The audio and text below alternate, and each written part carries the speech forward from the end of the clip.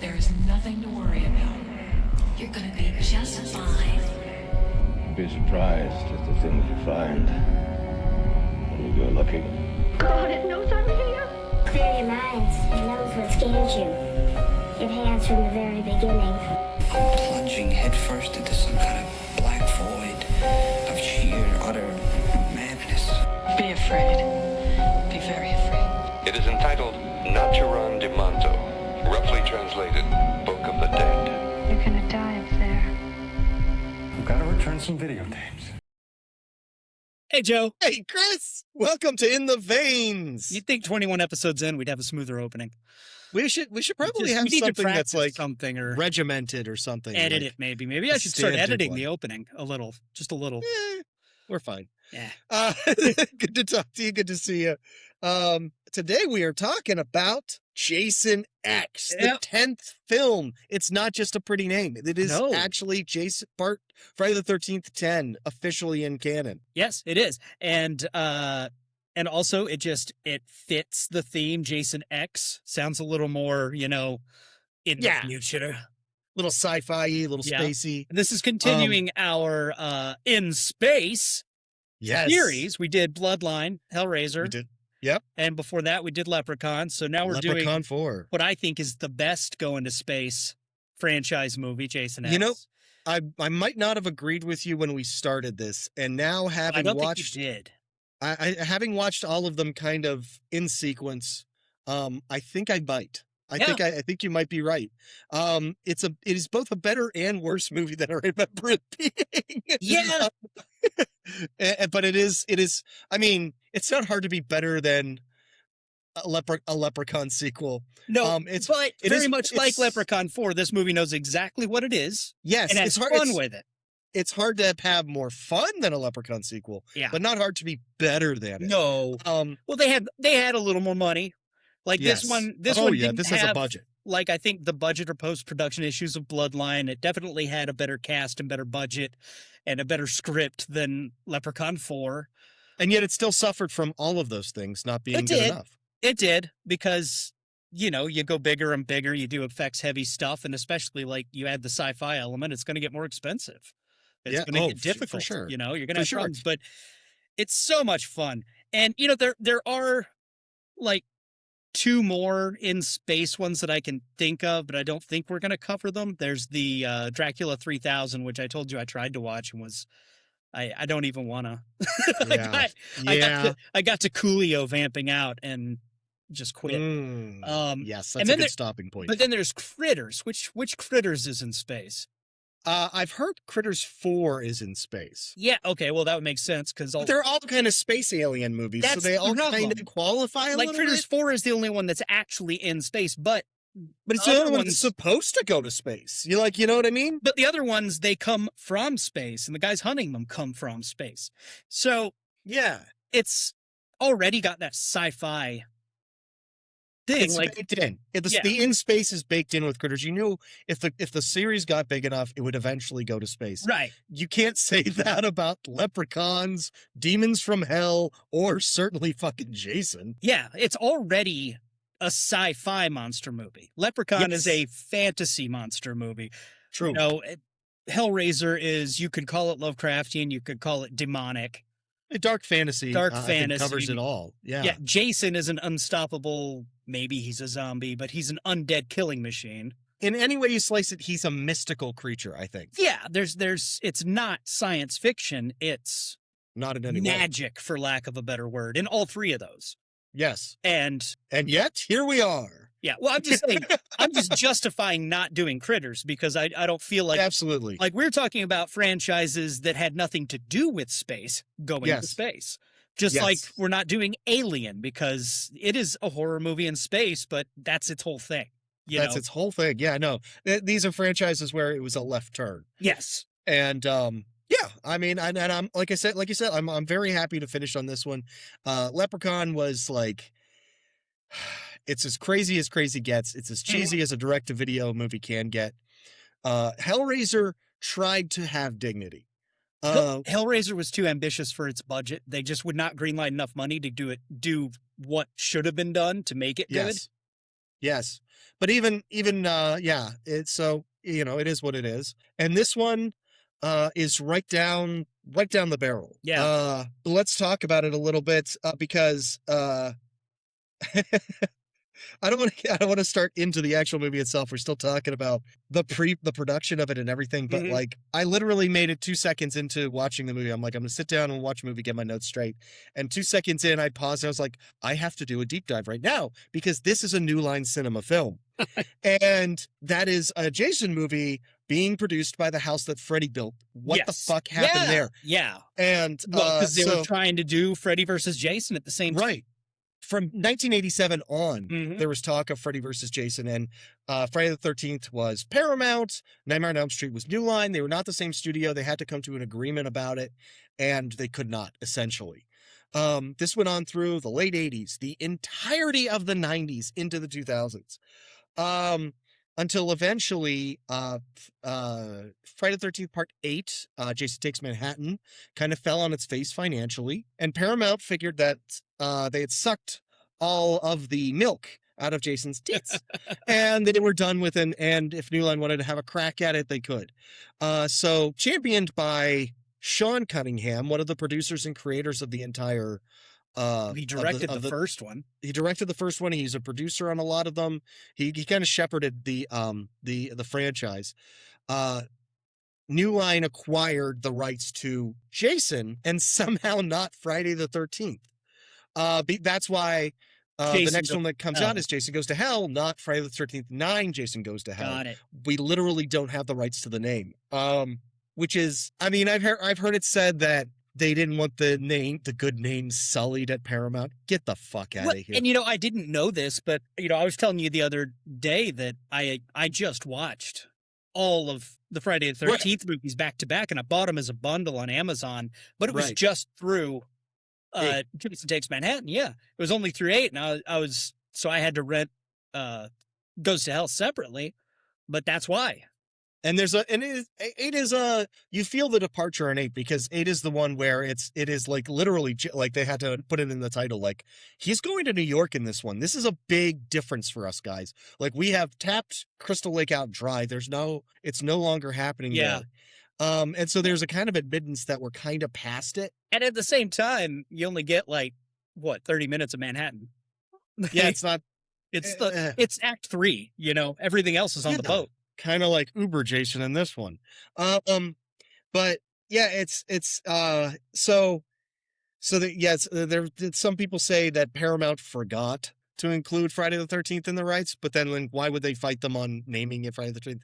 Doesn't matter. Point is that the movies that are Jason are not the original Paramount, but they're still shepherded under Sean Cunningham. Right. So they did Jason Goes to Hell as kind of the first one in it to try to bring the character back after Part 8, and try to build that tease for Freddy versus Jason, because that was the real goal the whole time, was just to get a Freddy versus Jason movie. Which is so like if you go back to Friday the 13th, it was originally conceived by Cunningham when he, I think, was living on the same floor of an apartment building with Wes Cravens. Wow. In fact, he talked to Wes Cravens to work out his ideas. Wes Cravens contributed in the early phases to the ideas that became Friday the 13th. So for it to take so goddamn long to get these two iconic characters together. It's all like corporate culture and I stuff. know. It's I know Mario what it versus is. Sonic. You know what I mean? Like it's not a matter of the idea works and the idea will even that the idea will make money. It's a matter That's what I don't of get. yeah, it's a matter of these executives like, well, if we're going to play baseball, we have to play with my ball. Yeah. You know what I mean? And that's your conflict. It's You weird. gotta let me control it or whatever. All the creative types involved were on board for it. Yeah. But there were several permutations of the script. They did have a lot of trouble locking down a script that everybody could agree to.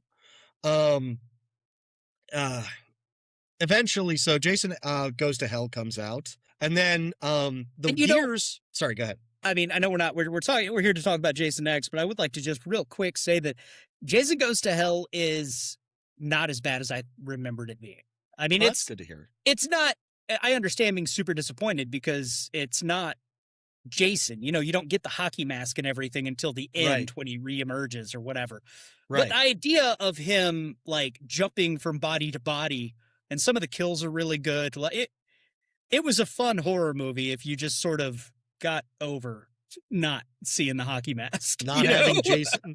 A lot of people said it was a Friday the 13th movie that didn't have Jason in it, essentially. It was, but then at the end when he is like reborn, he Right. emerges with the hockey mask and machete, fully dressed in his rags and everything. Like Gotta love it. it's just exactly as he triumphant- was when he died is how he bursts out of the dead body of Right. his whatever niece. And that's the moment that we're building to. That's the point, is to build to that. Yeah.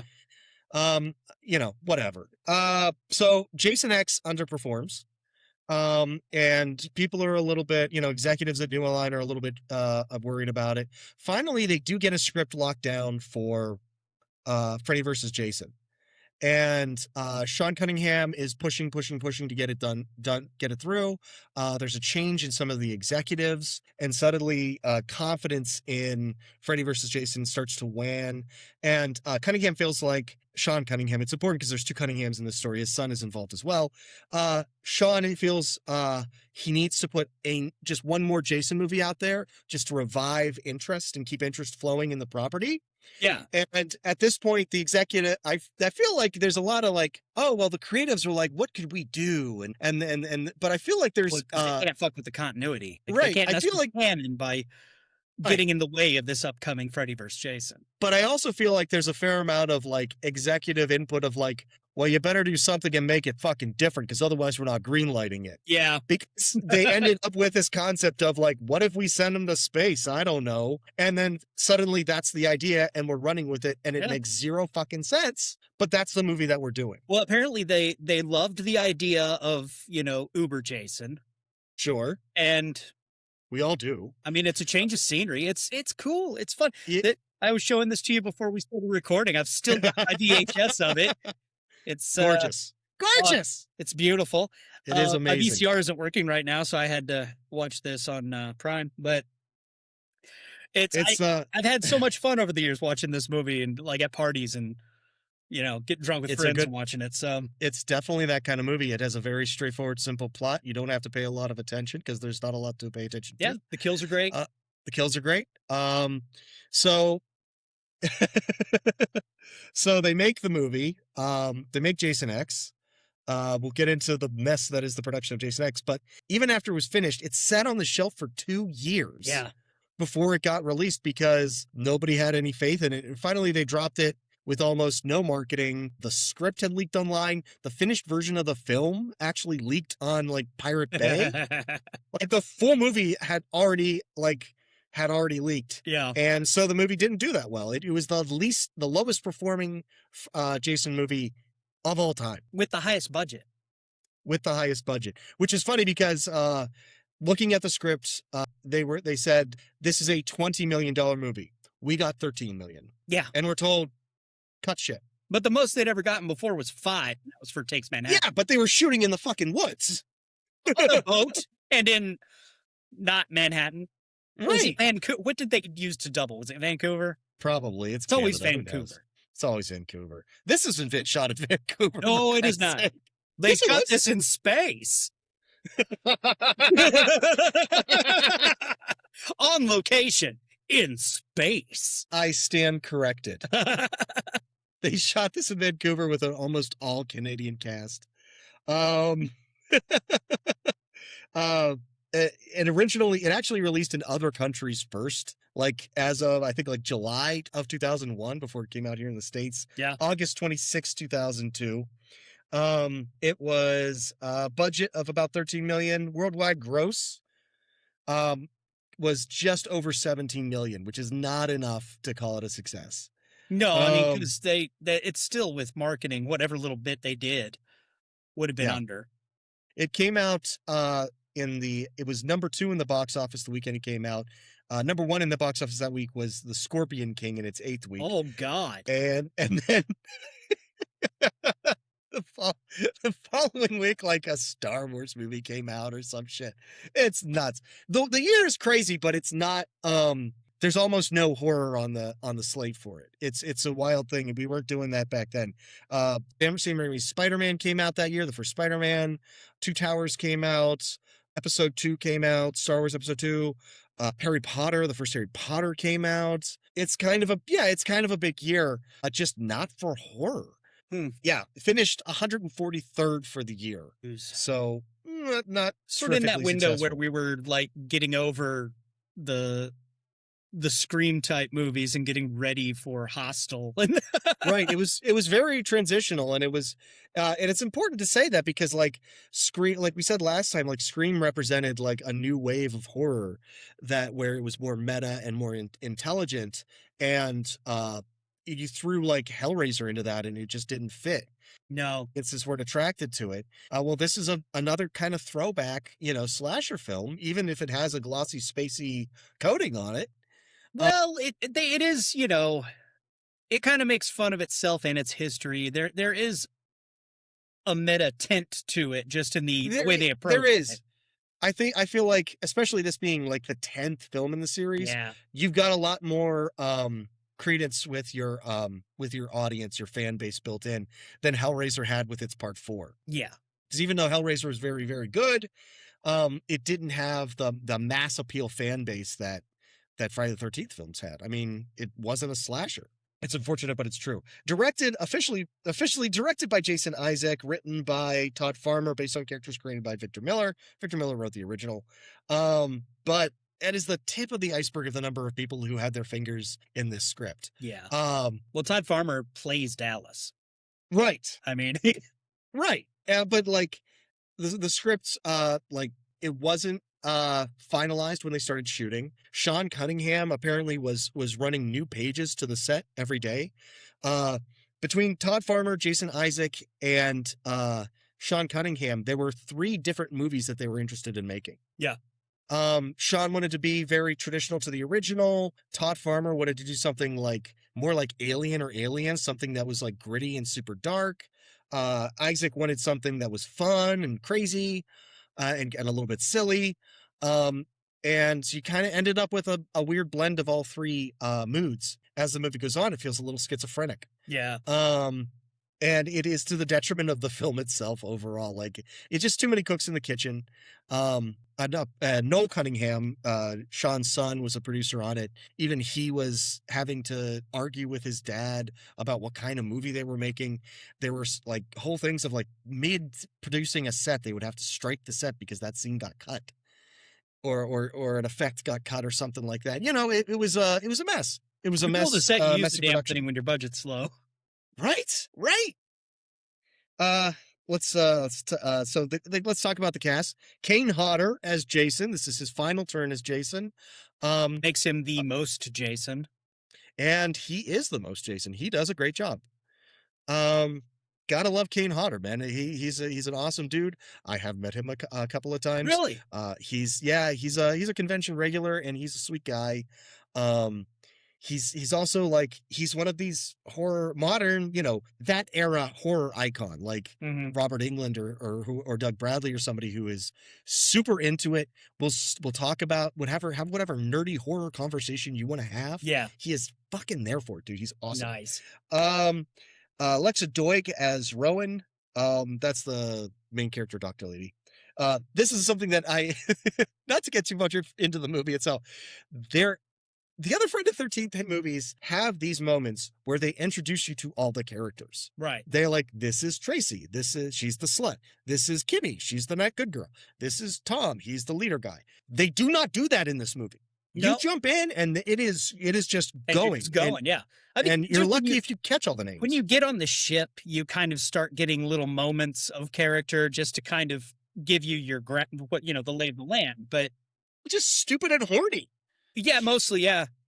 I mean, you got the serious scientist lady blonde that doesn't want help because Adrian. they'll slow her down, Yeah. and the greedy professor who's also There's a banging stoner kid. and There's a a stupid stoner kid. stupid stoner kid. But and then nobody, like, I guess it is very naturalistic dialogue because people don't actually say each other's names real often. Yeah, Like, it's always artificial when you go to a movie and you're like, Tom, who is my friend, How Yeah. are you today? Like Yeah. nobody talks like that. Yeah. So they don't talk like that in this one, but some of the names are a little bit weirdo. Jonathan Potts as Professor Lowe. That's the guy's name. Lisa Ryder is KM14. Yeah. The robot. Chuck Campbell as Sanarin. Sanarin, I think his name is. Sooner, I would have said sooner on looking at it. Sooneron. There you go. That's how they say it. How Neil Diamond would say it. I mean, 3/4 of my script, he was just the perv, or for my notes.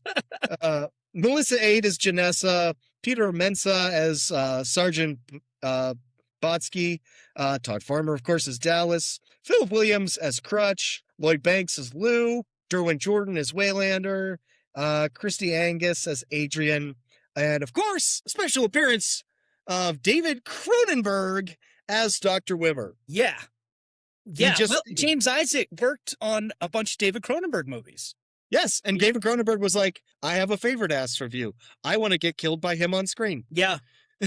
And there was also something that like Isaac let him use his Canadian crew to do something. Like he Okay. lent some of the crew to help with what Cronenberg project. Cool. But yeah, it is crazy to just in the very opening of the movie see David Cronenberg. in a Friday the 13th movie. Yeah. It is wild. And I mean, like, No, yeah, no, Joe. his It's a new line. It's a Jason movie. I'm sorry, it's a Jason movie, of course. His character is named Dr. Wimmer. That's David Cronenberg, yo. He could have come in and been like, I'm David Cronenberg. And she could have been like, David Cronenberg, the famous director? What are you doing here? And he's like, I'm here to take, like, exact same script. Doesn't I'm here matter. for Jason and I want him I- soft.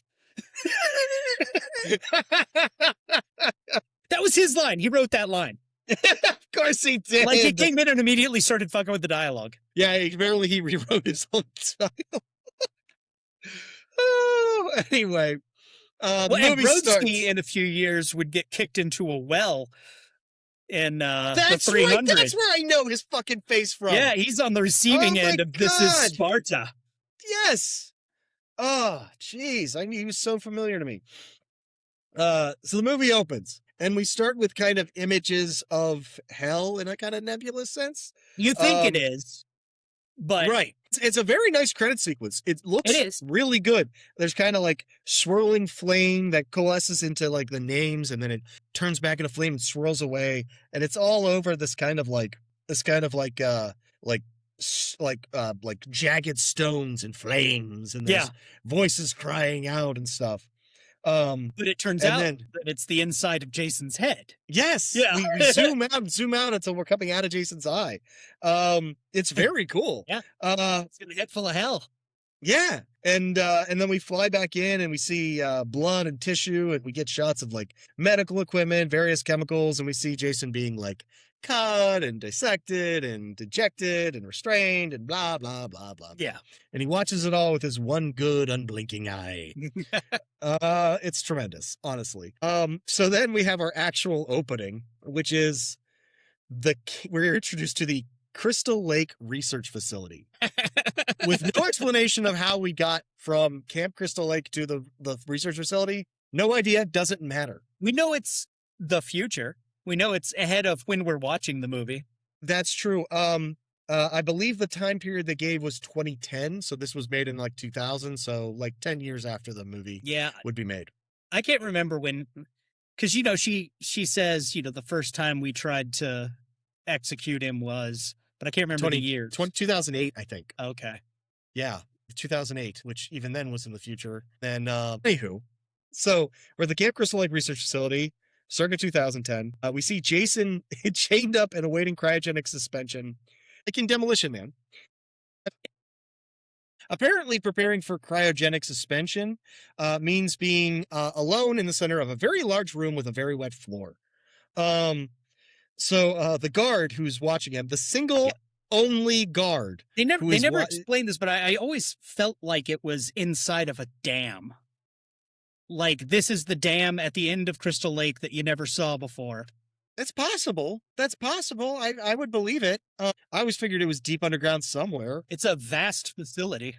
It is a vast facility, a lot of very large rooms. The guard, who is the single only guard, who is in charge of watching Jason, which Seems like a bad idea. Who apparently they know nothing about because Yes. Yeah, he gets tired of Jason eyeballing him, and he kind of throws a blanket over him, like kind of Yeah. how you would get a bird to fall asleep. So David Cronenberg shows up with some soldiers in tow, and they're going to take Jason so they can research his regenerative abilities, which is what we're calling his zombiness in this movie to give it a sci-fi slant. yes. This pisses off the main character, Dr. Rowan, who she was invested in cryogenically freezing him because he is just too fucking dangerous to transport. But that's too bad because Dr. Cronenberg has orders from the president or something. So too bad. So they go. In all fairness, the actual David Cronenberg could probably just stare you down until you gave him what he wanted in real life at a medical facility or a military base. He's a famous horror director, Christopher. I'm sure he can get a subject released to him from the U.S. military. You know what I mean? Like, he's not just a horror director, Joe. He's an auteur. that's right. He keeps his instrument clean. You're goddamn right he does.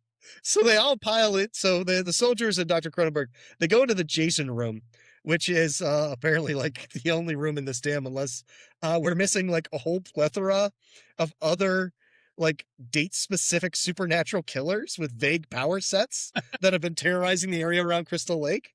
Like, for instance, maybe there's a bunny that eats children and vomits chocolate every Easter, Chris. You don't know.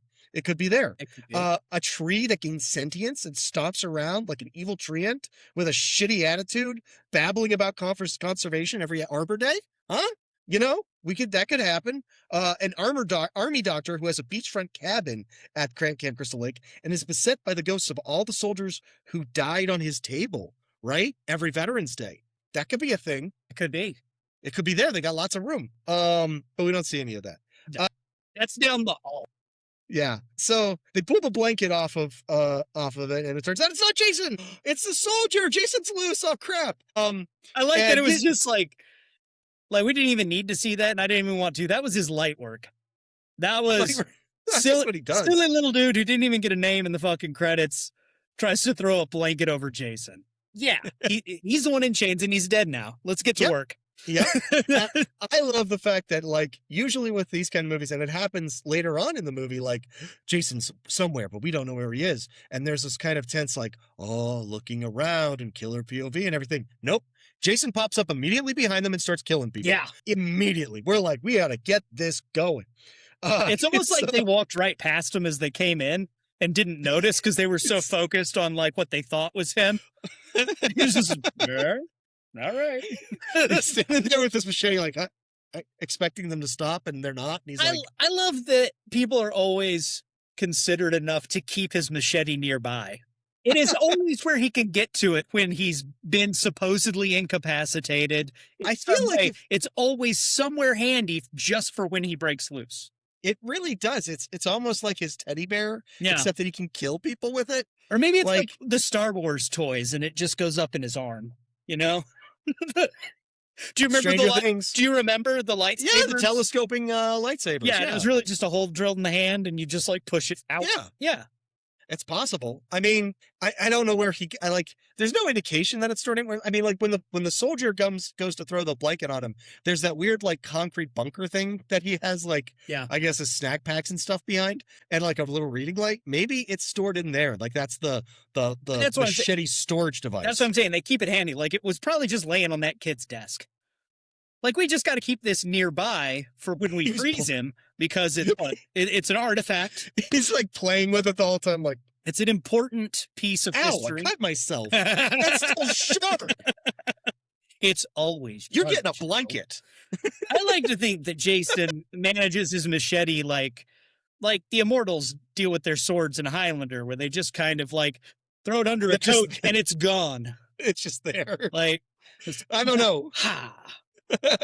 I feel like Jason could throw his machete at you, stick it in your chest, and then have a machete in his hand again. Yeah, like it's kind of like it's Bugs Bunny rules. Like he just reaches off frame and pulls back a machete. It's up to you to figure out if it's a superpower or a continuity error. Doesn't matter. It doesn't matter. He's already killed you. It is weird. So they shoot the crap out of him, and Jason earns his spot on future Mortal Kombat rosters by taking out dudes left and right with like pinpoint accurate chain swings and machete strikes. It's awesome. The last guy gets thrown through the giant vault door that seals the room, right in front of Rowan, and he lives just long enough to tell her that she needs to get the hell out of there. And then suddenly Jason is behind her. Yeah, he Again, phased like- through a fucking wall or found a door. They're just not guarding the exits in this place. I feel like maybe it's like that thing like in Hitchhiker's Guide, like if you pretend like you can't see him, he feels like you can't see you. Because it's only when people turn and look at him that he actually attacks. That's true. He It's rarely very few. he rarely kills people that can't see him. Right. I mean, there was Kevin Bacon with the No, arrow that was his through mom. throat. His mom did that. That's true. Oh, we found the Jason loophole. That's awesome. Okay. I'm running with this one. Okay. Headcanon accepted. So she grabs the shotgun that's flung across the dead soldier's chest and runs. He pursues her across a few more basement-y feeling spaces. Eventually, she leads him into this cryo chamber, which has an even thicker vault door than the last one. She kind of runs in and hides, and he comes in looking for her, and she kind of tricks him into getting in front of like the cryo chamber, and then shoots him with the shotgun until he falls into the cryo chamber, and she closes the door on him and starts the cryo process. And then again, felt she could have been okay, except she decides to stand in front of the window, Just like where he pressed up can see against her. it, Yeah, like staring at him. gotta look, and that's permission for Jason to kill you. Yeah, it's gloating and disrespect are always going to get you. That is true. That is true. Get you Also, screwed. acknowledgement of his existence. Well, acknowledging, sure, but like the kid threw a blanket over him. Oh yeah, no, disrespect is cool. a big one. He's not Yeah. a fucking parakeet. He's not. He's Jason. And she's looking through the Uh. glass like, I got you. No. And that's when the machete comes through the giant door Yes. to stab her in the stomach, which of course also leaks the cryo whatever into the room itself. So they both end up getting frozen. yes. Because the room detects the leak in the coolant and seals the door automatically. And then we cut to the future. So we can tell that it's later because there's really thick cobwebs over everything. See, it's storytelling, Chris. So a group of masked and lab-coated individuals are exploring the facility. And they come to the They're all cryo dressed chamber. like Star-Lord. They are. It's like a cross between Star-Lord and the Repo Man from the Genetic Opera. Yeah. Cat. Like their protective gear is like ankle-length leather trench coats. Yes. Yeah, this movie is very fashion conscious. It must be said. I like I thought the costume design was both interesting and well executed throughout. I have a few thoughts, but it's not. I mean, again, you look at other properties that try to do the future when it's not, until you get to MK's little glow up at the end, that's a bit much. But like these, like it was weird. They were interesting. It was, almost plague doctory. Yes. I feel like production design on this is solid. Yeah. It's one of the nicer parts about watching it sober is that you don't have to there's no kind of, like the fucking helmets that the soldiers had on their heads with the stupid visor that flipped In down. Leprechaun 4. In Leprechaun Yeah. 4. There's no weird costuming choices where you go like, oh, it was 1987 and we thought that's what the future would look Mhm. like. A lot It of all the sets feels were really impressive. I think so. So anyway, they come into the cryo room, and they open Jason's tube, and they're fascinated by his mask because that is from hockey, a sport that was banned in 2024 for being too violent. And so they poke around the room. The stoner kid Azrael gets his hands stuck to a mug that's around in a kind of like a little bit of a comedic thing because he's not supposed to be touching anything and he immediately fucks up the go. And they find Rowan collapsed on the floor and they're like, oh, we can bring her back. We have the technology. But Jason is totally fucked. He's dead. There's no way to bring him back. So as Azrael is kind of walking around and trying to whack this mug off of his hand, he cracks it against the door frame of Jason's pod. And Jason kind of tips over a little, and the machete, which is poised to strike, comes down and cleanly severs his arm. Pretty great. That is the sharpest goddamn machete. I mean, canonically, I'm pretty sure it is. But also, Jason was basically uninjured and fully in the cryopod, and he's unsavable. Right. But he's also kind of undead, so maybe like he was kind of already he was already a dead-ish. corpse, so Yeah. I think it's more of a thing of like what he isn't something that their systems can recognize as living flesh in the first place. that makes sense. So there's not a lot of, Assuming they put that much thought into it. I mean, whatever. He's dead and she's not. Who knows? KM immediately jumps over and gives Azrael drugs so they can get him back to the ship without him bitching and whining about his missing arm too much. As they cross the Earth's surface to get back to their shuttle, it is a hostile wasteland. It's kind of amazing that they found the lab at all, to be honest. So the ship takes off. It flies through a field of random space junk that's around the ruined Earth and back to its mothership, the Grendel, I believe. And they contact along the way. Lowe contacts Sergeant Brodsky to report what they found. It's all treated as kind of routine and mundane. Well, this is a school trip. I mean, this is a class of like archaeology students or something, and this is their teacher taking them on this expedition for school credit. Like, and he's like, "Oh, we found interesting rocks down below," and Brodsky's like, "I'm a soldier. I don't fucking care." Yeah. You also found a giant with a machete. What the hell, dude? Right. It's space. I do have to say, like, the ship design is good. I don't mind it.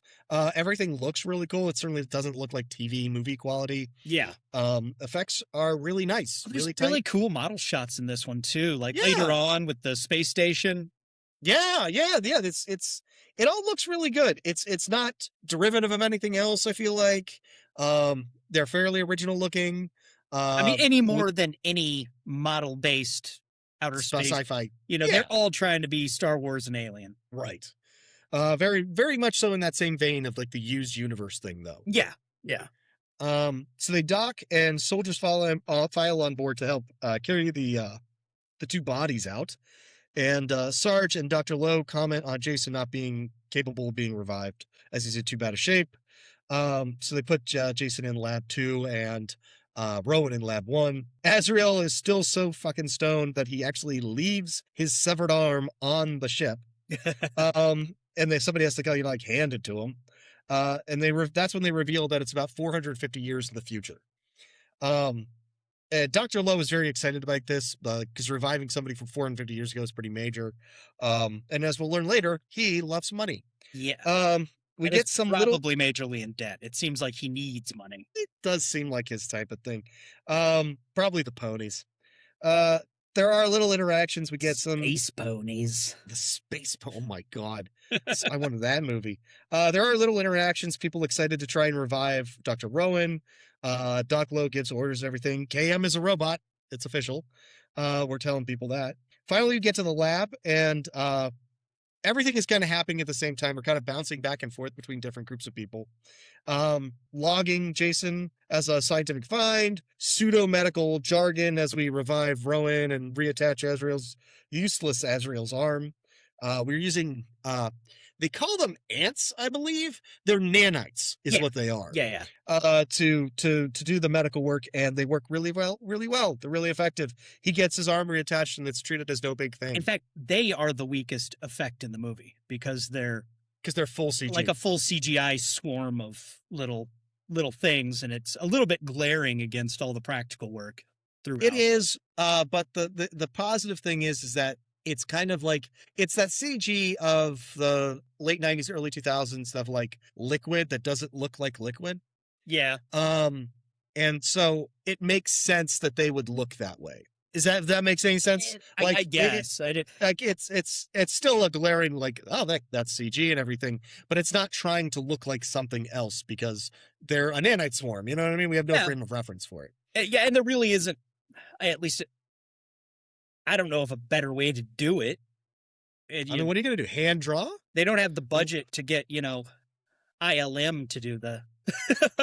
Right. We're not getting Jurassic Park level CGI in a Jason movie. We could do a series of fade-ins of progressive, them moving high, like old, like the original Wolfman Yeah. transformation. Or you just on put the- like a sheet of chainmail over them and pull it off and then run that in reverse. So it just scrolls up. You just wrote yourself a Jason movie. So in lab 2, they're studying Jason.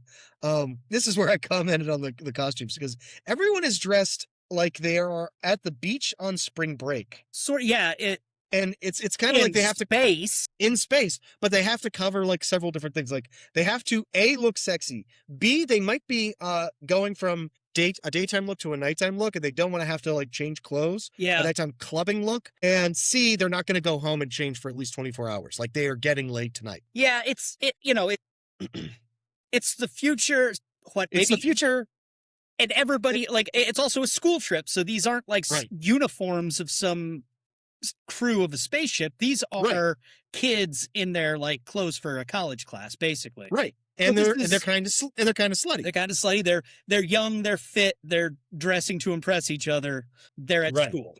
Yes. I do have to say, like, at least their look from one person to another is different enough. Like, there's no kind of like, Yeah. Sometimes you get that like future uniform look and stuff, which is ridiculous. Like they still dress as individuals, but there is a commonality in design language that they all share, so that one doesn't look like they're from a different era than the other. Again, I think they did a really good job with the costumes. Okay, I'll give you the points for it. They went a little, real, suggestive with all the females for sure. Right. But again, it's a Jason movie. It's kind of what it is. So they in the lab with Jason, they comment on how small Jason's brain is, which is a weird just sort of like slam against him. Like he's already fucking dead, guys. And then there's 3 people in the room. There's Adrian and then these 2 others. Well, I told you, I don't think it was at any point while we were recording anything, but when I watched all the movies, I went back and like looked up his origin, like when is he undead, when is he not? Right. And there is a novelization of a couple of them. I think 2, 3, 4 are all sort of back to back to back, and they novelized them and gave Jason's backstory as he did drown when he was a kid, but there was already something about him that he came back to life, Right. but the brain damage was so severe because he was underwater for so long that never recovered. So he is this undead, unkillable, severely brain damaged thing trying to kind of piece himself back together. And about the time he starts to get a sense of like that he has a mom and where she is, she gets her head chopped off. So there's actually There's a canon for his brain being fucked. I mean, it makes sense. I'm not saying like it is. It's just a weird thing to be like, oh, look how small his brain is. Yeah. Like, look how small your top is, you fucking slut. It's because he's a shark. He doesn't need a giant brain. Yeah. He is a simple creature. He sees scenes, he kills them. Yeah, he's instinct and aggression. That's it. So the 3 kids, out of the 3 kids, there's Adrian, who's this blonde scientist girl, and these 2 others with Jason. The 2 other kids just start making out. And she's like, Adrian's like, just get out of here if you're going to do that. Just go and have sex. I don't need you. Go get it out of your system. She literally tells them to fuck off. Yeah. Yeah, she does. Meanwhile, they use nanites to revive Rowan, and Adrian removes Jason's bad eye to study. I don't know why. Rowan wakes up and immediately slaps Dr. Lowe and wants to know if he is still contained. Yeah. And they tell her that it's 24:55, and she is appropriately shocked by this. So we all kind of like, Dr. Lowe goes to his quarters and he FaceTimes an old guy who was apparently sleeping. And the old guy explains that, and because he's like, hey, I got a woman. She's 450 years old. Huh? That's got to be worth something, right? Please don't take my thumbs. And the guy's like, there's people have been revived before, man. It's not that cool. Like 250 years old, 450 years old. What's the difference? Yeah, who cares? You've seen one, you've seen them all. And he's like, what else? Do you got anything else? He's like, well, I got Jason. He's like, Jason fucking Voorhees? Yeah. And he's like, yes. And he's like, oh, dude, people will pay for Jason Voorhees. Like, that is a recognized name. Yeah. This guy's apparently the only one that knows who Jason Voorhees is in the future. Is my Well, bottom line. He's a criminal, Joe. That's true. He yeah. operates in shady circles Yeah, just outside the law. where they know about 450-year-old serial killers. Right. And they nap a lot, apparently. Yeah. So Lo says, and he's like, hey, you can get money for him, but you're gonna have to split that. Aren't you gonna have to split that with your, like teen band or whoever Yeah. you're traveling with? And he's like, no, those are students. Their payment is learning. Yeah. I get the cash. And he's like, you suck bastard. So then one of the students, I believe it's Janessa, again, they don't go to great lengths to individualize the students, and it doesn't really matter. They're kind of just fodder getting lined up. But we'll go with Janessa. She shows up all sexy like to Dr. Lowe's room, and she has a bottle of sparkling wine because champagne is only champagne if it's made in France. And And France doesn't fucking exist anymore. goddamn straight it doesn't. It's Champagne 2 from France 2. The Electric Boogaloo. That's right. And she has this overly large medical looking clamp device. Yeah, they get weird. They get weird. Adrian, meanwhile, cuts Jason's mask off his face, and we get a brief glimpse of what his face looks like before she and Yeah. slaps it back on there. I would like to throw in here, Yes. this is a school trip on a ship. Yeah. Takes Manhattan, school trip, mostly takes place on the ship. You're not the only one who's pointed out these similarities between And one of the 8 students and 10.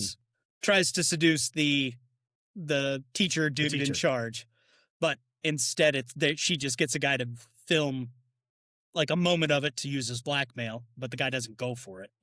I mean, it's like I said, you're not the only one Yeah. the first one to point that out. There's a lot of similarities between them. It's not a wholly original idea. But in this one, he's super into it. Oh, he's into it. Yeah. So In fact, she gets extra credit, I believe. we cut back to them. They're both in negligees. And she has this clamp on one of his nipples. Yeah. Just And give it he- hell. Just, it's weird. And he's like, you pass. And she's like, yay.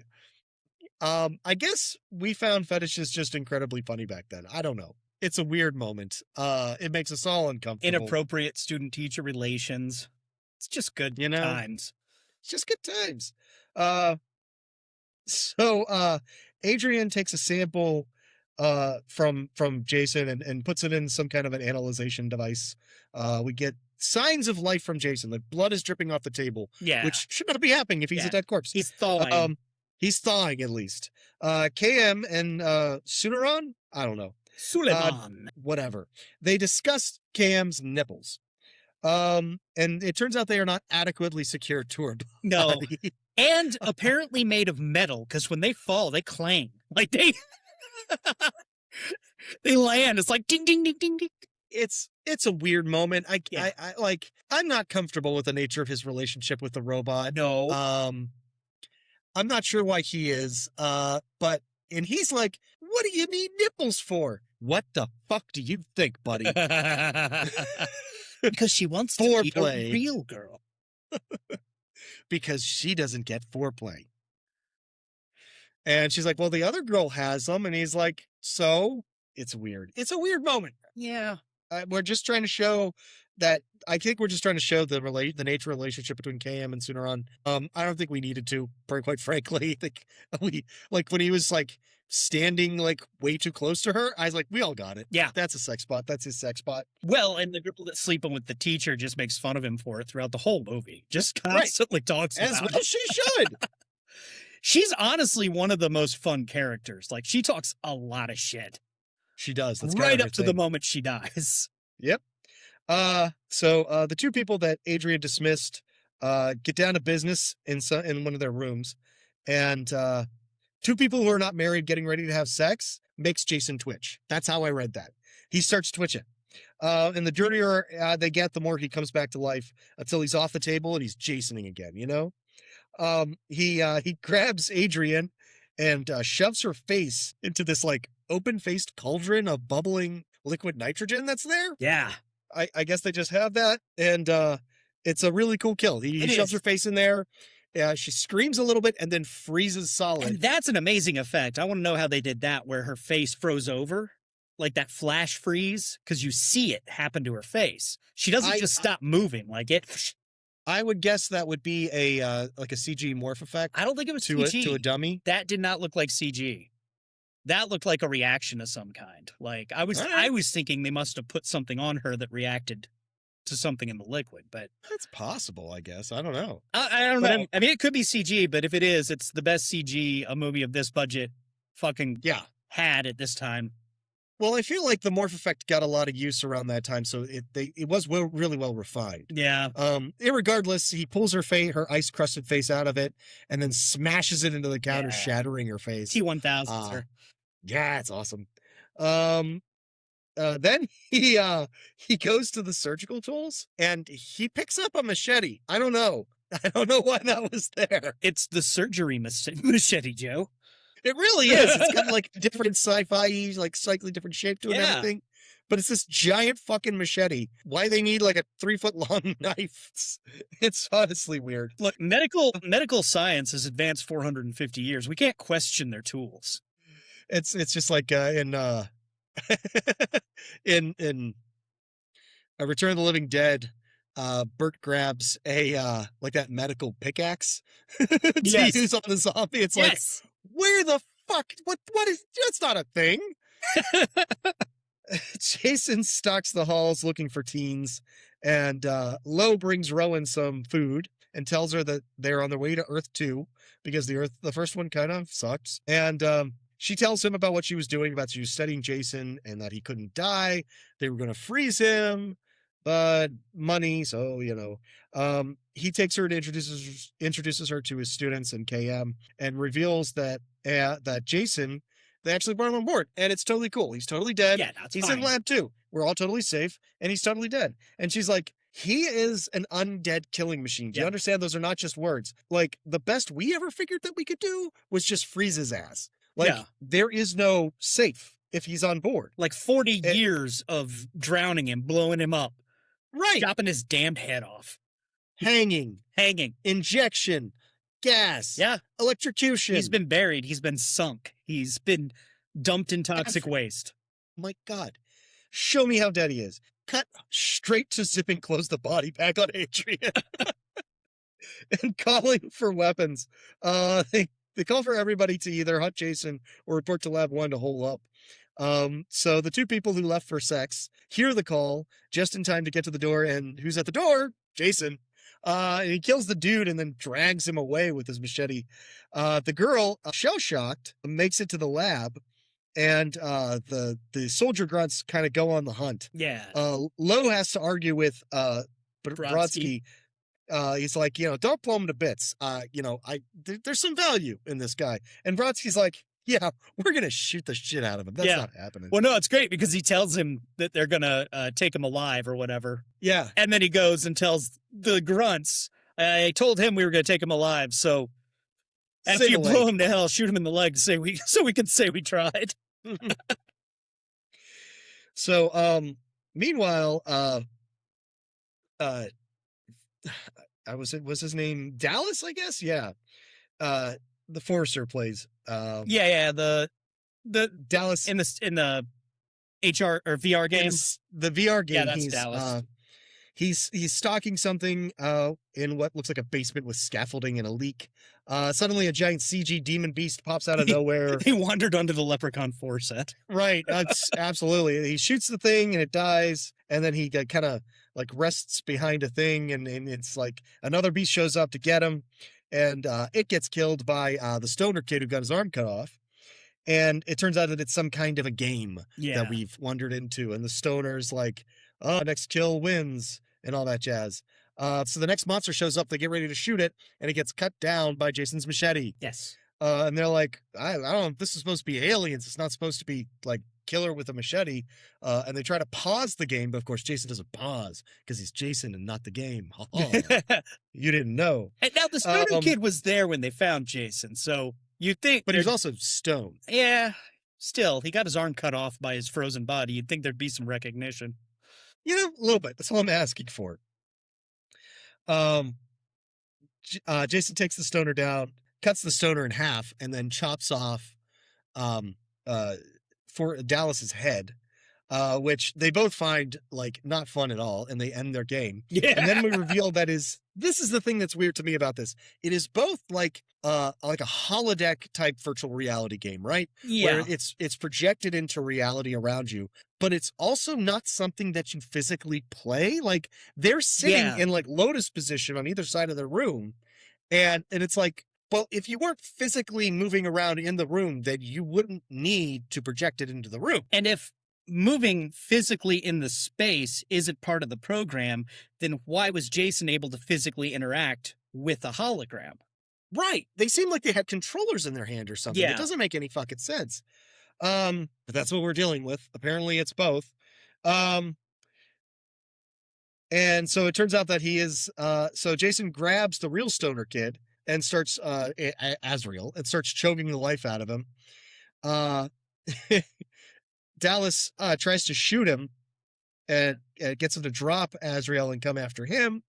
But Azrael jumps on Jason's back, and suddenly he can't get a good shot. Jason swings Azrael around underneath his arm and just gives him a backbreaker over Yeah. his knee, throws him down, and then grabs Dallas's head and smashes his face into the wall, killing him. Meanwhile, Lowe is still arguing about capturing Jason alive. Brodsky, we heard about this. He eventually offers Brodsky like $500,000 to capture him alive. And that's when Brodsky's like, hey, we're going to capture him alive. I Oh, told him we this- were going to yeah, capture him yeah. alive. I told him we'd capture him alive. Yeah. So the soldiers begin their sweep, and they find the bodies in the game space, whatever thing, holodeck, along with a blood trail that leads them to the cargo bay. So now they're like, oh, he's in the cargo bay. So we go to the cargo bay, and a new character we have not met before, Crutch, is in the cargo bay. Yeah. This bothered the shit out of me because I'm like, who is this? Everybody knows who this guy is but us. How many goddamn people are on this ship? Apparently he missed the whole like announcement about a murderer on the loose and a lockdown or anything. Yeah. I guess he's got his AirPods in. So he's putzing around with something.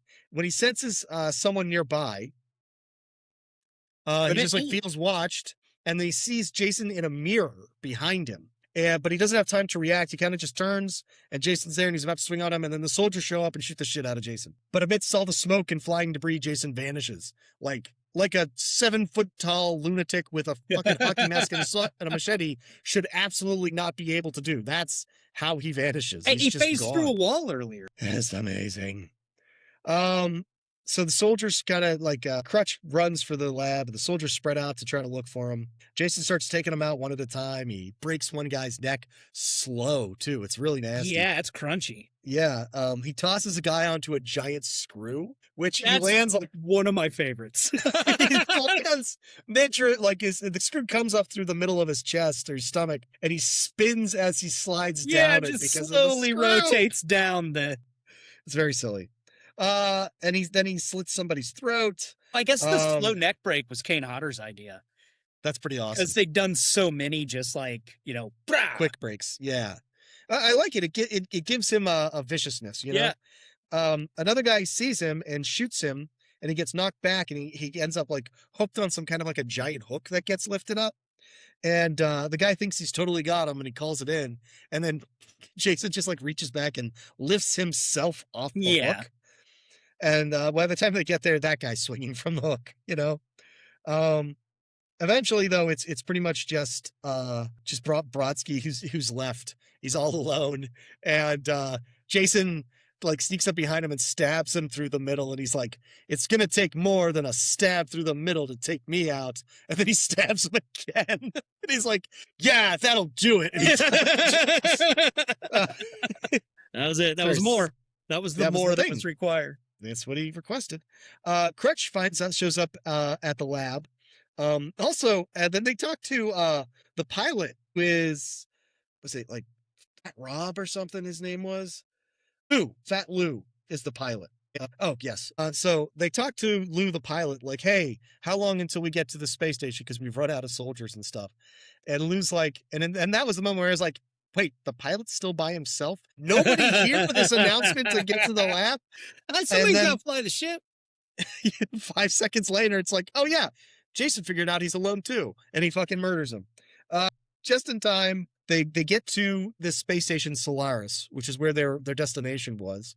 And they're like, okay, it's okay. We're going to dock with Solaris. Soldiers will come on board. They'll take care of Jason. We'll be able to get away from him. It'll be fine. They've got and Solaris is a large station. It's supposed to be like something like 200,000 people. Yeah, it's a city in space. Exactly. But then the ship does not slow down because the pilot's dead and just sort of goes through Solaris. Just grinds a trench right through it. Yes. And it was a great model shot. it's very cool. It was very cool. I don't think it was like confusing or anything like that, which is sometimes the problem when you've got these like intercuts between like the action on the ship and the action outside. But they were nice, clear, like fairly wide shots of the ship crashing through it, and Absolutely. it's a long-ish sequence of it sort of going down the length of the station and out the other side. Yes. And the Low tries to be like, it's okay. We'll swing around. We'll dock with Solaris. Yeah, And we then just Solaris missed it. blows. We just overshot it. Yeah, the Solaris explodes behind them. Yeah. And he's like, oh shit. So the ship is essentially dead in the water. It's been damaged too much by the drive-by to be maneuverable. And Low is still trying to insist they'll be safe in the lab as long as they keep the doors shut. And that's when they hear banging on the doors. And it's not the kind of banging that's going to stay out. No, it's how long can the door take this banging? Yes. And then when they're all focused on the doors, suddenly Jason just like walks through this giant window that they have. He in the leaps room. through. He comes jumping through this big, but There's no why do you- shutter on the window. Yeah, I mean, why did you not recognize that as a weakness in your perimeter? You know, I guess all the soldiers are dead, so nobody was there to think about security measures. So everybody just runs. They scatter, leaving Dr. Lowe behind in the room by himself. And yeah, this is he's like cowering at the whatever. And Jason comes up to him and he's like, please don't kill me. And suddenly Jason sees something and gets distracted, and he puts down his medical machete and he picks up his original machete, which is sitting there. it's the And he's best line in the And whole Lowe's movie. like, oh, you just wanted your machete. And he calls out to him, but don't worry, everybody. He just wanted his machete. We don't even see him die. We just So hear good. gurgling noises and screams. Fucking idiot. It's such a foregone conclusion that this guy's done. Again, I'm not even mad we didn't see the kill. Yeah, no, it's appropriate. So remaining people make a plan to take the shuttle ship and then abandon the rest of the ship. Jason could just have it. It's cool. Rowan grabs a gun off of a fallen soldier. KM and Sunaran go to grab more weapons and maybe have some sex. And Crutch goes to the bridge along with, I believe it's Waylander, to prep the shuttle for launch. The other women who are still left alive, I think there's 2 or 3 of them. 2? 3. 3 of them. They go to the shuttle to prep the shuttle from that end. But Rowan breaks off as they go because she thinks she sees somebody moving in the shadows. On the bridge, they find the sad remains of Lou the pilot, who was just like ripped apart. Splattered. He is. Oh my god, he is so like hamburger meat. Rowan finds when she goes looking in the shadows, she finds Brodsky still barely alive. And she's too big for her to move. So she's just like, wait here. I'm going to go get help. I'll be right back. She calls on the radio for and Waylander hears her. And he's like, I'm going to go help Rowan. And Crutch is like, go ahead. I'll take care of this by myself here. You're not helping me anyway. Which is, of course, when Crutch then gets murdered on the bridge. Yeah. It's a shame because Crutch is like the most competent person in this movie. Well, he's the one that flies a ship. You know what I mean? Like he can do other stuff too. He wouldn't fly in the ship, but hey, he can now that somebody needs to. But he's like a ship guy. He's like a mechanic or something. Like he's not a student of archaeology, where the fuck it is they're studying. 20th century music. Archaeology. I see what you did there. I'm not going to edit that out. I will not forgive you. I'm going to leave it. Rowan, keep that a clip. That's a YouTube short right there. Brodsky is not where Rowan left him, so they hear Crutch get bited, and they run to the shuttle, but no one can get on the shuttle because one of the girls, Kinsa, is too busy crying in it. Yes. And she has locked the door. And she's not letting anybody in. And they're all like, Kinsa, could you just open the fucking door? She has And become a liability. She has. And instead of doing anything useful, she tries to launch the shuttle. Yeah. And just leave them all behind. Uh-huh. But the fuel lines are still attached. So the ship just like swings out on a pendulum and smashes back into the ship, And causing further damage to it. explodes. And it explodes.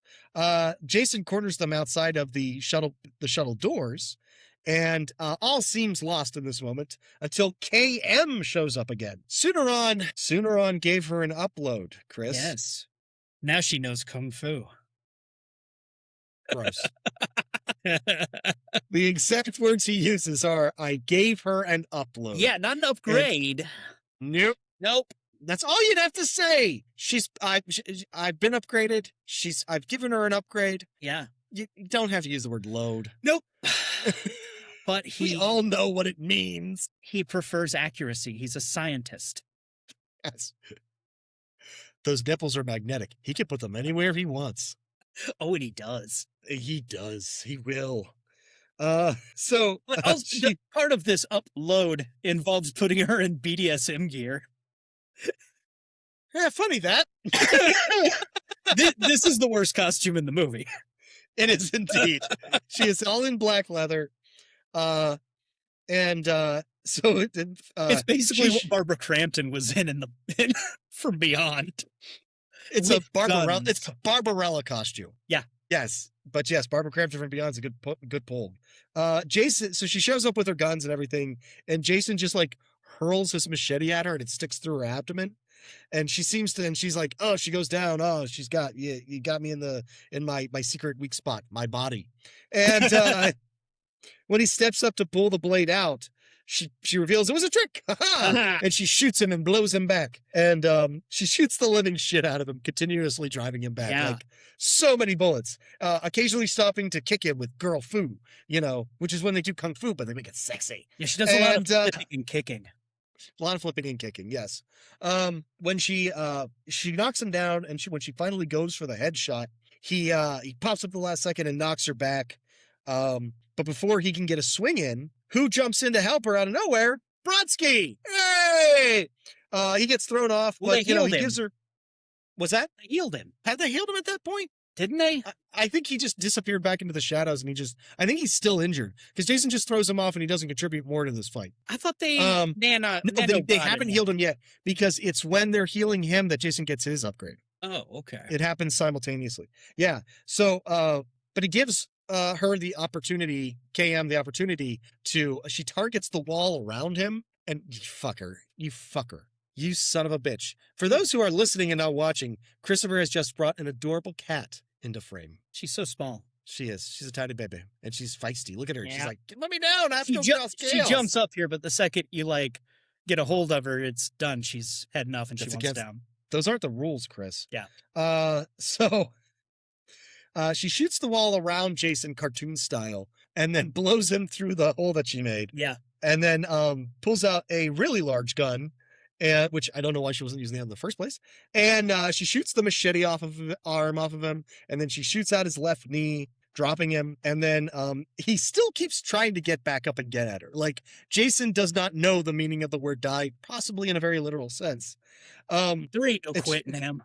No, she blows a hole in his chest, and then she finally gets that headshot Yeah. and blows away most of his head. Yeah.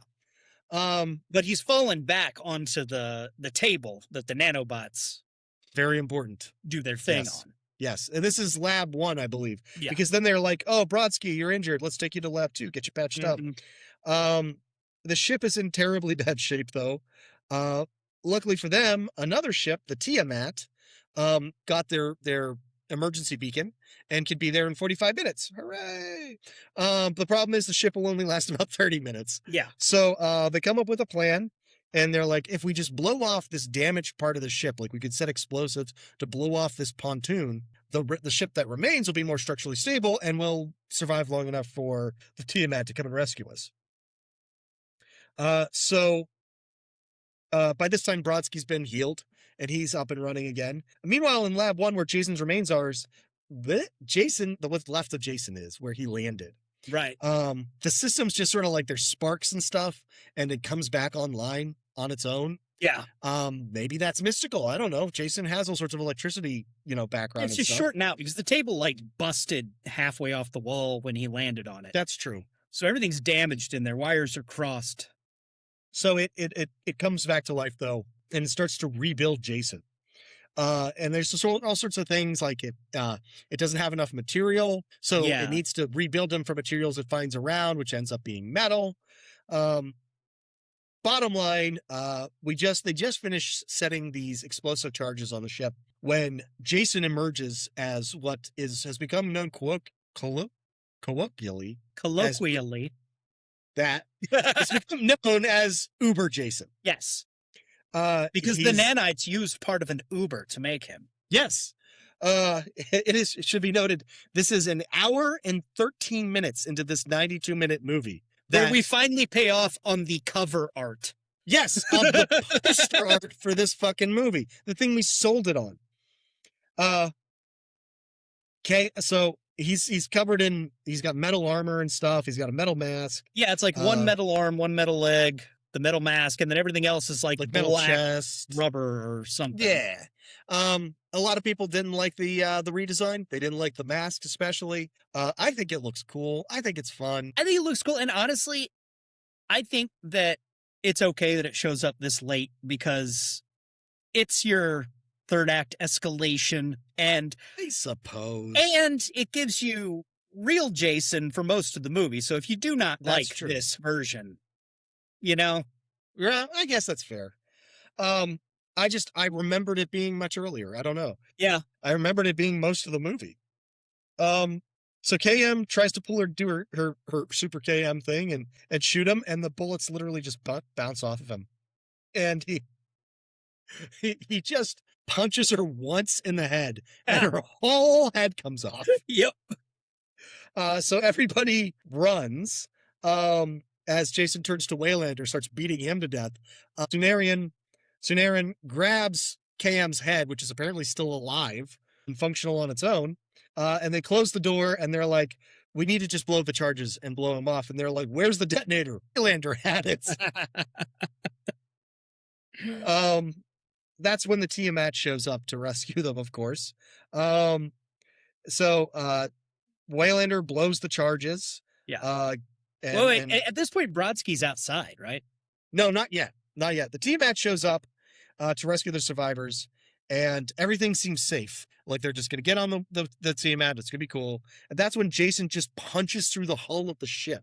Just a metal fist comes through the wall, and suddenly now we have to deal with the consequences of a hull breach. And as fate would have it, Janessa ends up being the one who's closest to the hole. She ends up on the ground, holding on to thank God there is floor grating there, holding on to the floor grating for dear life as she's sucked towards the vacuum of space. Oddly enough, the vacuum doesn't affect the dangly necklace that she's wearing because that hangs straight down, but we're not going to pay attention to that. I didn't notice that at all. It's future jewelry, Joe. Oh, my bad. Must be made out of black holes. Rowan tries to. Rowan and Brodsky are on one side of the room. They try to like form a human chain to reach her and stuff. Yeah. But ultimately it is for naught. And she ends up losing her grip and flying out through the hole, which is the biggest like effect heavy death that we got robbed of in this movie. Apparently we were supposed to see her go through that grating. You just get kind of a bleh, you know? You don't see any, you just see like the bloody grating afterwards, and you don't get anything. And it's a real disservice. Yeah. Yeah, it's a shame. So Rowan, Brodsky, Sunarian, and Cam's still alive head make it through a door, and they're kind of running through the ship and closing hatches behind them and stuff to try and slow Uber Jason down because he's just ripping through the ship coming to get them. And they make it to the emergency door that Tiamat has docked to, but the door won't fucking open. Like it's broken or whatever. And so Brodsky's like, we can open it. I have to do a spacewalk outside on the outside while you guys repair it on the inside, and then we can get it open. And they're just like, we just don't have time to fuck around with the spacewalk and everything, not with this Uber Jason chasing us. Luckily, Cenarion has an idea, and he plugs KM into the computer and everything, and they run a simulation on the holodeck thing of Camp Crystal Lake. And it's cool because the simulation incorporates the architecture of the whatever it like holodeck grows bay, out like, of the walls and stuff. you can see very clearly the line, like the Of where lake it's looks like decking it, versus grass. well, but also where like the floor ends and the wall comes up, but it's painted or it's projected to look like the water keeps going. But they made sure you could still see that. I thought it was neat that they.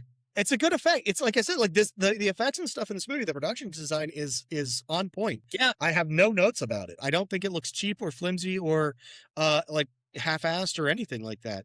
Of course, this scene, some of the filmmakers would argue was kind of half-assed. The director and the casting director refused to even cast the parts or work on shooting he did it. not want to do this scene. Because who is there at Camp Crystal Lake to confront Jason Voorhees? 2 nubile, horny teen girls. Yep. Who immediately strip off their tops. And they, they felt like this is just gratuitous nudity. And all of us said, yeah, no shit. Yeah. It's But they made it an awesome joke about the franchise. It's a tremendous meta joke about the franchise because they're like, do you want to do some illegal drugs or have premarital sex? We love premarital sex. It's so dumb. And then they get their sleeping bags and wait to die. Like they And Jason just like nothing physically changes about it, but like you can feel his murder boner build. Like, this is Jason's happy place. It's like, I swear I was about to do something else. What was I doing? We kept back and forth between them trying to fix the door and Jason and stuff. And Jason has one girl in a sleeping bag that he's using using to beat the other girl in the sleeping bag. And then he slams her up against the tree to finish her off. And then he comes back at them again. It's very cute. Meanwhile, Rowan and Cenarion, carrying KM, have made it onto the Tiamat, thanks to Brodsky. They have made it onto the Tiamat. As Jason starts to come towards them, Brodsky shows up out of nowhere and flying tackles Jason. And they get into the Tiamat, and they're like, they watch the Grendel explode. And it's an awesome moment because you can see this tiny speck getting larger and larger, and it's like, oh my God, Jason is still coming for us. Yep. Like through pure anger and intention, Jason is flying directly at them. He's just riding the shockwave. And he almost gets to them, but who runs for interference yet again but Brodsky? Honestly, Brodsky in the entire franchise has had the most success as a human combatant against Jason, I think. I mean, he's come up against him like 3 times and mostly won. As the Grendel explodes, Brodsky, the last we see, Brodsky is riding Jason down through the atmosphere. Yes. And the air resistance is burning them both up. The atmosphere of Earth 2, which should be noted.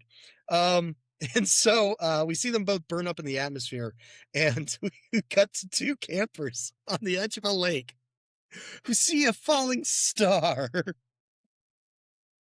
And they kiss. And then they're like, let's go check out what landed. It landed in the lake. Let's go find it. Let's go find it. We get a final shot of the scorched mask of Jason landing at the bottom of the lake. Credits. The end. Yep. It's so much fun. That's Jason X. It's every inch of it is entirely like professionally competently done. Like all of the design, I think so. That the actors are probably the best the franchise has ever had. I love this movie. I don't care what anyone says. This is one of my favorite Jason movies. I feel like you have to draw like a big circle around the rest of the franchise and the first Friday the 13th because Jason's not actually in it. And I do feel like that's a different kind of movie. Like if you look at Friday the 13th and you take away all of the rest of the franchise. It's a very interesting movie about a crazed woman killing for the sake of her son. So it's almost on a different vibe. You know, you can see, if you look at it that way, you can see how you get from, you know, Black Christmas to Friday the 13th. Absolutely. But so taking that aside, because I do think that's a very strong entry, this is probably my favorite of the Friday the 13th movies, Well, just yeah, because it this is is my so favorite. well done. This is my favorite Jason movie then. Okay, I guess that's makes fair. makes That's more sense definitely fair. because I really don't. You're right. It's a completely different thing. And It is. all of these movies are kind of in these blocks. You know, you've got the Right. the Tommy Jarvis era. You know, there's like Right. 3 movies where Jarvis is one of the main Right. is like the main Protagonist. target. And one of those Yeah. movies, Jason's not even in it. It's another guy pretending to be Jason. Right. Then you've got, you know, later on you've got Jason Goes to Hell, where he is not physically in it, but his spirit is leaping body to body and murdering people. Right. And you've got the first one that isn't him and it's his mom. And then you've got all of this. And even part 2 where he doesn't have the mask. Yeah, 'Cause he I doesn't feel get the like mask till that's so 3. iconic. He gets like part of the way into 3 before we even see the hockey mask. And I just argue that, like, until he has that, he's not complete. We don't have the full character yet. I No. can't call that a Jason movie. We don't. And you really, well, you can just because it is Jason. And Right. because 2, 3, and 4 are back to back to back. If you watch them, Right. there's no break Sure. in between. 3 picks up where 2 left off, 4 picks up where 3 left off. Right. But that really is the like Jason origin. That's Right, those 3 right. movies are Jason becoming Jason. Okay. I mean, you get the first one in the bag mask, the second one like halfway through he gets the hockey mask, the third one all hockey mask, and that's basically a 6-hour movie. Right. Yeah. So, but yeah, it's definitely, like I said, it's better than I remember because I don't remember it flowing as well. I remember it as being on the level of Leprechaun 4, honestly, and it's not. It's way It's above that. much better. And it's more coherent than Bloodline. Yes, I do. It's worse than I remember because I remember Uber Jason being in it more. I remember its tone being a little bit goofier. Yeah. It's not as goofy as it could be. I think in the end, though, when you add it all up, it's actually pretty damn good. And it's hard for me to call it like an excellent like entry into the franchise because it's such a departure. But I think it really qualifies. Like it does its job and it does it well. Better than some of those movies in the middle did. Yeah. You know? And with any franchise like this, there's so much kind of like crap in it. You know, all the movies have something cool. There's something to love in all of them. Sure. But there's a lot to make fun of. There's a lot of low budget stuff. There's a lot of effects that didn't work. There's a lot of this was supposed to be 3D, but watching it on TV makes it a joke. You know, Yeah. and so I just have a hard time getting too precious about this world to the point that it would offend me to take it to outer space. You know? Like, exactly. It's not Shakespeare, dude. It's fine. Yeah. It's these movies, it started as an attempt to rip off Halloween, and then it did so well that they had to come up with a way to keep the franchise going, even though they cut the head off of the bad guy at the end of the first one. And so we got Jason. We got the dead 12-year-old from the lake as a full-grown man with basically no explanation. Right. And it works. It works. It works. It's fun. It's awesome. Yeah, it's I definitely think like I can't say you should watch, everybody should watch all of the Friday the 13th movies. I do think if you're going to watch them, I think this is in the list of ones to watch. It's not the top of the list, but it's in the list. No, there are definitely, you know, high points, but I recently watched all of them pretty much back to back to back. And it's a fun exercise just because it puts the whole world storyline, of Friday the 13th and Jason sort of into one big context. And it's kind of fun to put it all in your head at once if you're inclined to do that sort of thing. Sure. And people binge watch everything now. So it really isn't. It's Hey, good movies. You're talking to the guy that binge watched all of the Silent Night, Deadly Night movies. Yeah, that's true. There's a lot less continuity through those. Yeah. But I anyway, still haven't started on it, but I'm about to do the Nightmares. That's fun times. Yeah. I do love nightmares. I gotta line that up with what Amber wants to watch a little bit because I know she wants to watch 3 with me. Classic. It's classic. But let's talk sequelitis. Yes. What do you got? Let's talk sequelitis. So I have sequelitis, and then I have an actual sequel because there was a comic book sequel to this movie. Oh, okay. But let's talk sequelitis first. So obviously the mask gets found at the bottom of the lake, right? Right. So they bring it to some kind of research facility that's going to make the next generation of weapons, right? That's what we're doing, right? So Rowan, Cenarion, and KM, they make it to Earth too. Rowan gets some notoriety for being a legit resident of old Earth, and she starts having nightmares about Jason. She's like, so we get sequences of like Jason like sneaking up and killing her or killing Cenarion and them and everything, and that is just sort of like a cheat way so that we can get kill scenes in earlier in the movie before Jason shows up. Because that's what it's all about. So that moneymaker, buddy. Meanwhile, the mask is made up partially of Jason's cells because it didn't just put a mask on his face; it rebuilt Jason. So the mask was part of Jason. So it's partially made from his cells and his DNA.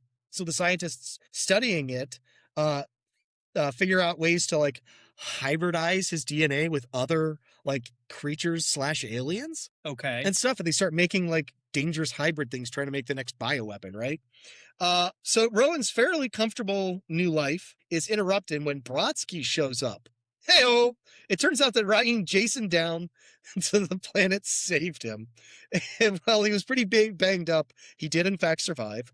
He's been surviving in the wilderness, trying to get back to civilization for the last few days. And he figures that if he survived, some part of Jason probably did too. Right. So they follow the trajectory of Jason's remains to the lake. And when we get to the lake, they find the facility for the weapons manufacturer there. And either they get picked up by guards or they sneak in or some kind of thing. Either way, they eventually get discovered, and they get confronted by the head of the facility, who assumes they are corporate spies, as you would. Right. They then have to convince him that doing anything with Jason's remains is too dangerous. He goes into a whole thing about how the facility is perfectly safe. Of course it is. How silly of you. At the first sign of trouble, the place doesn't just lock down, Chris. It is a spaceship. It will launch into low orbit. But don't worry, nothing can happen because everything is perfectly under control. Of course it is. Which is when the alarms go off. So the place starts locking down and preparing to launch, and they have to find a way to get out before they are stuck in space with Jason again. Luckily, they have KM and Cenarion with them, who can hack the doors to get them out, but they have to get to those doors. So along the way, they're going to have to fight off various Jason beast hybrids. So there's going to be like different creatures mixed with Jason, but they're each going to have like bits of his like silver Uber Jason armor on them. So as they defeat or avoid each one and continue to run, we'll see nanites coming in and reclaiming those bits of Jason that were attached to it, until eventually the final thing they'll come across will be some kind of beast, not dissimilar, but totally not stolen from Alien. But it'll have like half of his mask as its face, right? And it'll be super hard to get away from and everything. They're going to try to get away, and only to come face to face with another of the same creature, but it has the other half of the mask on its face. Do you see where this is going? Those two aliens will then get distracted from the humans by fighting each other. And so while they sneak away, a shadow falls over the two fighting creatures, and they look up to an unseen monster that rips them both apart, taking back its mask. At the sound of them dying, the group turns just long enough for us to get a glimpse of Jason's stitched back together face before he puts the mask back together and back on his face, and he is complete Uber Jason in his final form. Flight takes them the rest of the way, with Jason punching his way through the lab, punching his way to get out of the lab, and the gang just follows him. So it all seems lost when KM pulls a final trick. Her new body has a nano EMP bomb in it. Sure. Okay. So they get out of the ship, and Jason's about to, because they're following Jason getting off the ship. They follow him out. They're like, we have to stop Uber Jason. KM starts fighting him and everything. Like, KM, he's going to just fucking rip you apart or some shit. She's like, I have a nanite bomb inside of me. And Cenarian's like, no, if you do that, it'll kill you too. And because he doesn't like, because he loves her so much. And then, she sacrifices herself, and it takes out all of the nanites that are strengthening Jason and holding him together. So he's left with just like the metal just like melts off of him, and Jason is reduced to like a steaming pile of wet chunks, which start pulling themselves back together because he can still regenerate. Of course. The gang runs, and they just barely get clear of the blast zone as the lab takes off. But Jason is caught in the blast wake and is incinerated. Or is he?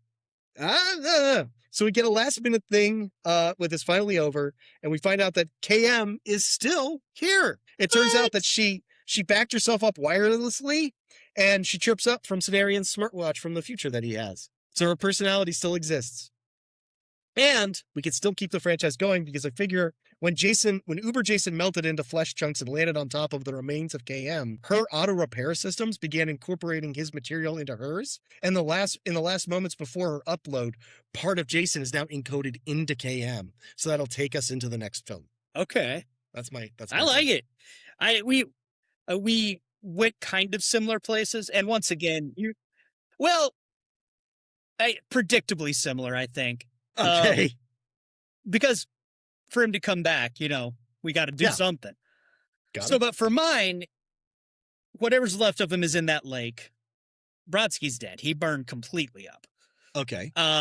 What was left hit the lake, and I'm thinking the nanites that he's full of, sure, are chock full of them. They've mingled with and learned from his DNA.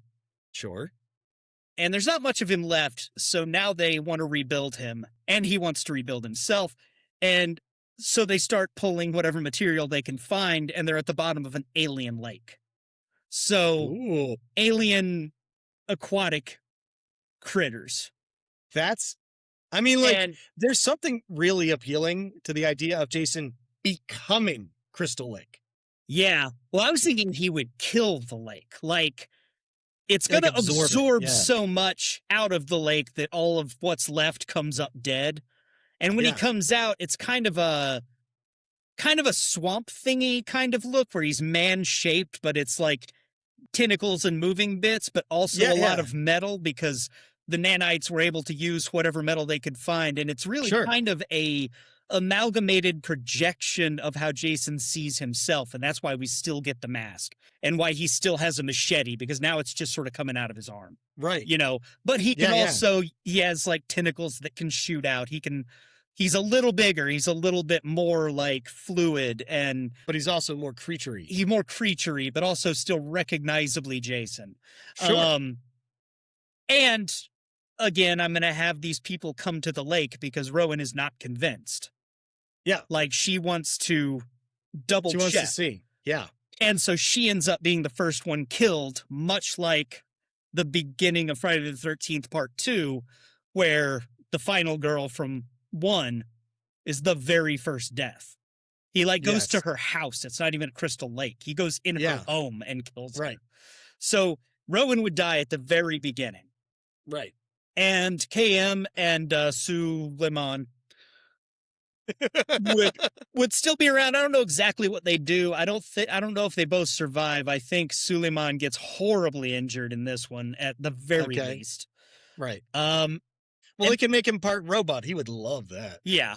But I'm also imagining a futuristic, rustic camp where it's all like cool, like sleek dome tents on little, deck platforms and like hoverboats and shit. Hoverboats and all sorts of like cool, super futury stuff. And all of the counselors are dressed like the kids on the ship. And, it's in the woods but you could, there's also like a little mini like spaceport thing where you could hop on a thing to go somewhere else. And sure. Too far away from civilization. So I don't know exactly how it would end or how he would be killed. But one of the first signs would be that the lake would be dead and all the fish would be. Yeah. That's a fun, like, Stagnant. funny type of thing. And then he's I out like of that. the water I and like that a working lot. his way like somewhere. He doesn't know where he's going, but he is going to end up finding Rowan. And maybe she's not first, but anyway, that's what I went with to bring him back. And I like it. yeah, but I could do anything. I would like to eventually cover Jason versus Freddy. First Friday. Yeah, Yeah. for sure. 'Cause I mean, think the that's first a lot Friday of the fun. 13th wouldn't be bad to cover either. That's a pretty great movie. The what? First Friday the Yeah, 13th. absolutely. Well, let me tell you what the comics say. Okay. What the real guys say. The canon. So the canon. Well, soft canon. So there was a comic book that That's how followed David Cronenberg likes it. up. Oh, it is. His instrument is so clean. Oh God. So the comic book perspective is that it is the mask that lands in the lake. Jason lands in a space station. There's a kind of like a hovering like space party going on. It's kind of like just a hedonistic pleasure den in orbit, and Jason just slams right into it, and it starts and obviously immediately regenerates, starts running around killing people and everything.